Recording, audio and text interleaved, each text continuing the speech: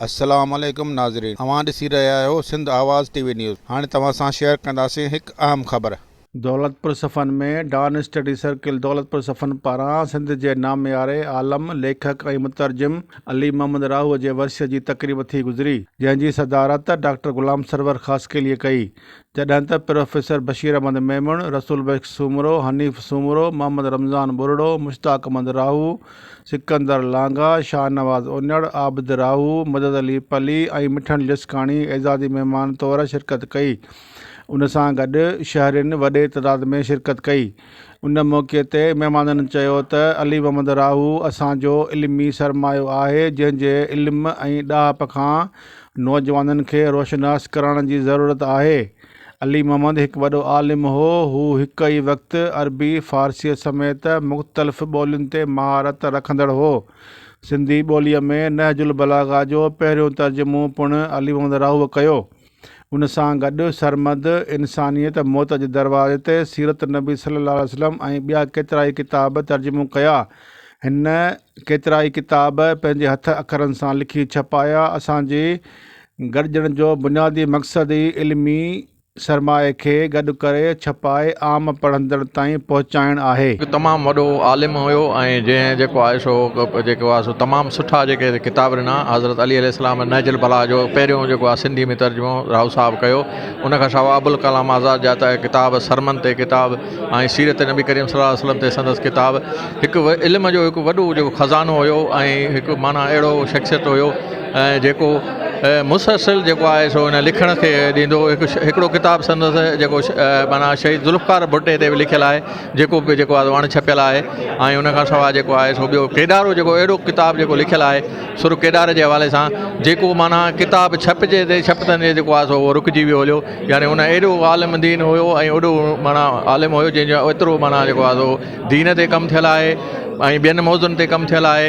ऐं संदसि जेको आहे हिकिड़ो वॾो आलिम ऐं जेको आहे सो इन ते जेको आहे सो PhD करे सघिजे थी ऐं एतिरो ई संदसि इल्मु आहे जो इन ते PhD करे सघे थी, MPhil करे सघिजे थी।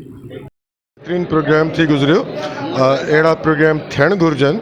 इन्हनि सां नौजवान नस्लनि खे पंहिंजे पुराणनि लेखकनि, मुफ़क्किरनि, स्कॉलरनि जे तरफ़ां रहनुमाईअ जी खोड़ सारी गुंजाइश मौजूदु आहे, जिन में हू पंहिंजे सोच, फ़िक्र ऐं तइलीम खे बि बहितर बणाए सघनि था। महिरबानी। वारनि जा शुक्रगुज़ार आहियूं जंहिं साईं अली मोहम्मद राहू साहिब खे यादि कयो आहे ऐं ॾाढी हिकिड़ी ख़ुशी जी ॻाल्हि थी त साईं खे यादि कयो वियो। साईं तमामु हिकिड़ो वॾो आलिम माण्हू हो, जेको अरबी, फ़ारसी, अंग्रेज़ी ऐं उर्दू जो आलिम हो। बुनियादी तौर ते साईं राहू साहिबु जेको हो सो इस्लामियात जो शागिर्दु हो ऐं मुस्लिम हिस्ट्री जो शागिर्दु हो। सो उन करे जॾहिं बि असां जो इल्मी ऐं कलमी पोरियो ॾिसूं था त सॼो उहो माना इस्लामियात जे हवाले सां जेको आहे सो तमामु घणो आहे। ऐं राहू साहिबु बुनियादी तौर ते असांजो ज़ाती दोस्त बि रहियो। पाण हिकिड़ो इख़लाक़ जो पेकार हूंदो हो ऐं तमामु हिकिड़ो ॾाहो माण्हू, तमामु वॾो माण्हू हो। तव्हांजी महिरबानी। असीं नंढा हुआसीं त दौलतपुर में ॿिनि माण्हुनि जा नाला ॿुधासीं आलिम अदीब तौर ते। हिकिड़ो प्रोफेसर डॉक्टर ग़ुलाम मोहम्मद लाखो ऐं ॿियो अली मोहम्मद राहू टोपलो। माउ खे पाईंदो, लांगानो रहंदो हो ऐं अॻिते हली पोइ ख़बर पई त हू वॾो लेखक, राइटर। ऐं जॾहिं असां हुनजी किताबनि जी खोजना मूं शुरू कई त मूंखे 6 किताब मिलिया। पोइ हुनजे ॻोठ, हुनजे भाइरनि सां मिलियासीं त वरी 10 किताबनि जी ख़बर पई त बाबा 4 ॿिया बि आहिनि। ऐं अॼु असां जॾहिं हुनजे वरसे जे मौक़े ते हीउ प्रोग्राम कयो आहे त ख़बर पई आहे त हुनजा 22 किताब आहिनि ऐं उन में तमामु रसूल सल्लल्लाहु अलैहि वसल्लम जी सीरत ते किताब लिखियलु, जेको सऊदी अरब गवर्नमेंट सॼी आलमी इस्लाम मां लिखायो ऐं उन में ही हिन जो किताब बि शामिलु थियो ऐं उतां ई हुनखे सर्टिफिकेट थैंक्स जो मिलियो। नहजुल बलागा जेको किताब सिंधी में पहिरियों चकर हिन तर्जुमो कयो ऐं अबुल कलाम आज़ाद खां तमामु घणो मुतासिर हो, उन ते तमामु घणो कमु कयईं। असांखे डॉन स्टडी सर्किल खे फ़ख़्रु आहे त असां अहिड़े आलिम ऐं अदीब जी अॼु वरसी करे उनखे यादि कयो आहे। तव्हांजी महिरबानी। जेको अॼु डॉन स्टडी सर्किल जी तरफ़ां मोहम्मद इब्राहिम जोयो हाल दौलतपुर में हीअ फंक्शन कयो आहे ऐं असांजे तरजो अली मोहम्मद राहू साहिबु। ऐं असां नंढे हूंदे त हुनखे ॾिसंदा हुआसीं, पर एतिरी ख़बर कोन हुई त हीअ एॾो आलम दाना माण्हू आहे, 22 किताबनि जो लेखक आहे। हाणे किताब कहिड़ा आहिनि ऐं सिंधी जो पहिरियों तर्जुमो बि नहजुल बलाग जो सिंधी में तर्जुमो अली मोहम्मद साहिब जन कयो। सो तो अॼु दोस्तनि गॾिजी करे हुनखे यादि कयो आहे, इहा ॾाढी सुठी ॻाल्हि आहे त जेको कुझु हुन इल्मु सहेड़ियो आहे पंहिंजे किताबनि में ऐं उहो असां नौजवाननि ताईं पहुचाए सघूं। बाक़ी हाणे उन मां उन्हनि किताबनि मां वरी हीरा ॻोल्हणा पवंदा, छो जो वक़्त सां शयूं अपडेट थियनि थियूं ऐं हीअ डिजिटल ज़मानो आहे, दौरु ॾाढो अॻिते पियो वञे। सो उन्हनि शयुनि खे वठी करे हलूं जेके अॼु 1920 में थियूं हुयूं, त ज़ाहिर आहे कोन्हे को, पर हुन माण्हूअ जी महिनत खे सलाम आहे। उन वक़्त में ॿुध सुठी पोस्ट बि हुयनि, पर एॾो टाइम कढी करे सिंधी अदब जे लाइ, मां चवंदो आहियां अदब खे खज़ानो ॾेई विया आहिनि। हिकिड़ो त इहो पासो आहे उन्हनि जो।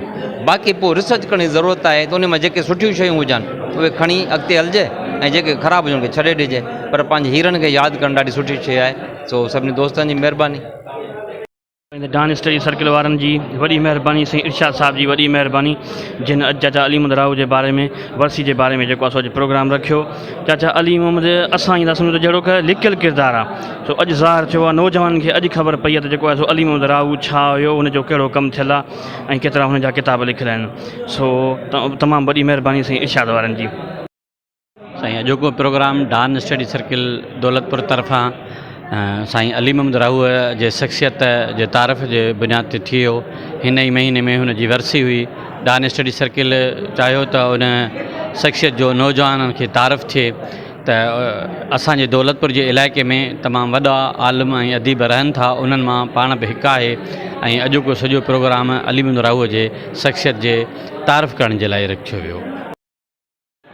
हज़रत मुहम्मद सल्लल्लाहु अलैहि वसल्लम जन जो जेको मोहबत, भाईचारे ऐं पुरहत इंसान ज़ात जो जेको इनकलाबी फ़िक्र आहे, जंहिंजा वारिस अली, हुसैन ऐं ज़ैनुल आबदीन ऐं उन खां पोइ सूफ़ी जेके सरमंद ऐं ॿिया आहिनि, उन्हनि जे फ़िक्र जी पोलगी कंदड़ उहो पैगाम पहुचाईंदड़ असांजो लेखक आलिम जेको तमामु घणनि ॿोलियुनि ते दस्तरस्त रखंदड़ हो ऐं उन्हनि खे उन्हनि तर्जुमो करे पूरो कयो ऐं पाण सचो खरो माण्हू तमामु ज़हीन इल्मी हवाले सां उन ज़बरदस्त पूरियो आहे, जेको असां आम न थियो आहे। अफ़सोस सां उन खे ज़ाहिर करण ऐं नौजवान ते पैगाम पहुचाइण जी ज़रूरत आहे त हुन जे पूरे जो फल मिली सघे।